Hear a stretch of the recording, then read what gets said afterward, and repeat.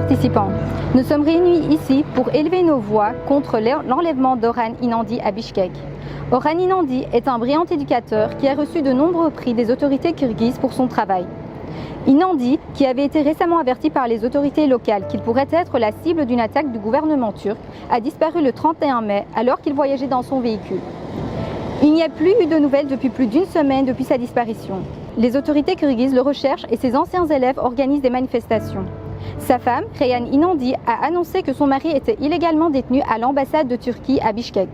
On estime qu'il a été torturé à l'ambassade. L'événement ressemble au cas du chroniqueur du Washington Post, Jamal Khashoggi, qui a été brutalement assassiné au consulat saoudien à Istanbul. Ce qui est différent cette fois, c'est qu'il n'est pas trop tard pour faire quelque chose. La communauté internationale ne doit pas tolérer cette anarchie imprudente au-delà de ses frontières par des régimes autoritaires tels que la Turquie, l'Arabie saoudite et la Biélorussie. Cette pratique ne devrait pas avoir sa place dans le monde d'aujourd'hui. Les dissidents vulnérables vivant hors de leur pays doivent être protégés contre le bras long des autocrates, non seulement dans le lointain Kirghizistan, mais aussi ici en Europe.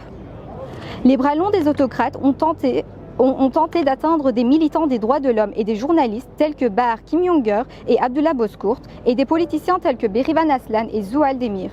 Ils veulent nous faire taire ici, en Europe aussi. Par conséquent, nous appelons les autorités du Parlement européen à mettre cette question à l'ordre du jour et à prendre des mesures pour garantir qu'Orhan Inandi soit livré à sa famille en toute sécurité. Merci.